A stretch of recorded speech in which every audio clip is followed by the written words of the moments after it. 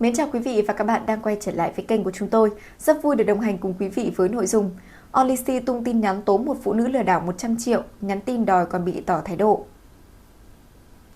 Ngày 18 tháng 5, mạng xã hội bất ngờ dậy sóng trước bài đăng dài của nhạc sĩ, producer Olicy khi anh công khai chia sẻ câu chuyện bị một người phụ nữ tên T chiếm giữ số tiền 100 triệu đồng liên quan đến tiền bản quyền âm nhạc.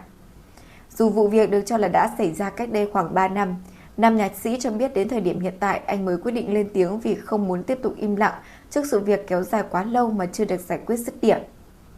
Theo nội dung bài đăng, người phụ nữ tên T từng làm việc tại Trung tâm Bảo vệ quyền tác giả âm nhạc phía Nam thuộc VCPMC. Olicy cho biết trong thời gian còn công tác tại đây, T đã chủ động liên hệ với anh để nhờ giúp đỡ về mặt tài chính. Cụ thể, người này đề nghị nam nhạc sĩ gửi email lên trung tâm nhằm thực hiện thủ tục tạm ứng trước 100 triệu đồng tiền tác quyền âm nhạc. Tuy nhiên, vì lo ngại những vấn đề phát sinh liên quan đến tài chính và quy trình nội bộ, Olicy cho biết anh không đồng ý cho mượn khoản tiền như đề nghị ban đầu. Dù vậy, vì nghĩ đối phương đang gặp khó khăn thực sự, nam nhạc sĩ vẫn hỗ trợ cá nhân 20 triệu đồng. Anh chia sẻ bản thân khi đó không nghĩ câu chuyện sẽ đi xa đến mức liên quan trực tiếp đến khoản tiền bản quyền của mình. Theo lời kể của Olicy, sau đó đến ngày anh tới trung tâm để nhận tiền tác quyền âm nhạc định kỳ, T là người trực tiếp hỗ trợ xử lý các thủ tục giấy tờ. Olicy cho biết tại thời điểm làm việc, người phụ nữ này đưa cho anh ký vào giấy xác nhận đã nhận đủ số tiền 100 triệu đồng, đồng thời nói rằng khoản tiền sẽ được chuyển khoản sau nên anh có thể ra về trước. Tin tưởng vì đây là người đang làm việc trong đơn vị quản lý bản quyền âm nhạc, nam nhạc sĩ đã ký giấy xác nhận và không có nghi ngờ gì thêm. Tuy nhiên sau đó anh không nhận được khoản tiền như cam kết. Nam producer kể rằng khi liên hệ lại để hỏi rõ sự việc, T đã thừa nhận sử dụng số tiền này cho mục đích cá nhân. Theo chia sẻ từ Olicy, người phụ nữ liên tục xin thêm thời gian để xoay sở và mong anh không báo cáo vụ việc lên trung tâm vì lo sợ bị mất việc. Trong bài đăng, nam nhạc sĩ còn công khai hàng loạt đoạn tin nhắn được cho là cuộc trò chuyện giữa anh và người phụ nữ này trong suốt thời gian vừa qua. Những đoạn chat được đăng tải cho thấy người phụ nữ nhiều lần giải thích về hoàn cảnh rất khó khăn về tài chính, xin khất nợ và hứa sẽ sớm hoàn trả. Có thời điểm người này cho biết bản thân đang nằm viện, gặp nhiều áp lực về kinh tế nên chưa thể xoay đủ tiền trả cho Olicy.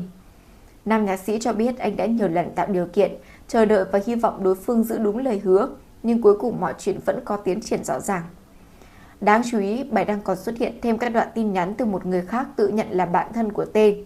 Người này cho biết bản thân cũng đang bị thiếu tiền từ chính người phụ nữ nói trên và mong Olicy thông cảm cho hoàn cảnh khó khăn của cô. Chi tiết này khiến nhiều cư dân mạng càng chú ý hơn tới câu chuyện vì cho rằng vụ việc có thể không chỉ liên quan đến riêng nam nhạc sĩ. Ngay sau khi được đăng tải, bài viết của Olicy nhanh chóng lan truyền mạng trên các nền tảng mạng xã hội và thu hút tới hàng chục nghìn lượt tương tác. Dưới phần bình luận, nhiều đồng nghiệp trong giới giải trí cùng khán giả bày tỏ sự đồng cảm với nam producer. Không ít ý kiến cho rằng các vấn đề liên quan đến tiền bạc, đặc biệt trong môi trường nghệ thuật và hợp tác về nghề nghiệp, luôn là chủ đề rất nhạy cảm bởi dễ làm ảnh hưởng tới uy tín cá nhân cũng như các mối quan hệ trong nghề. Bên cạnh sự đồng cảm dành cho Olicy, nhiều người cũng bày tỏ quan điểm rằng những giao dịch tài chính liên quan đến bản quyền, tác quyền âm nhạc thì cần phải có một quy trình minh bạch và rõ ràng hơn để tránh xảy ra tranh chấp hoặc hiểu lầm. Một số cư dân mạng cho rằng việc ký giấy xác nhận trước khi thực nhận tiền là bài học rất đáng lưu ý đối với không chỉ nghệ sĩ mà cả những người làm việc trong lĩnh vực sáng tạo nội dung. Hiện phía VCPMC cũng như người phụ nữ được nhắc tới trong bài đăng chưa có phản hồi chính thức về vụ việc đang gây xôn xao dư luận. Trong khi đó thì câu chuyện tiếp tục trở thành đề tài bàn luận trên nhiều diễn đàn giải trí bởi Olicy là gương mặt có tiếng trong làng nhạc Việt suốt rất nhiều năm qua. Vừa rồi là những thông tin mới nhất được cập nhật trên kênh của chúng tôi. Cảm ơn quý vị và các bạn đã quan tâm theo dõi. Còn bây giờ xin chào và hẹn gặp lại quý vị.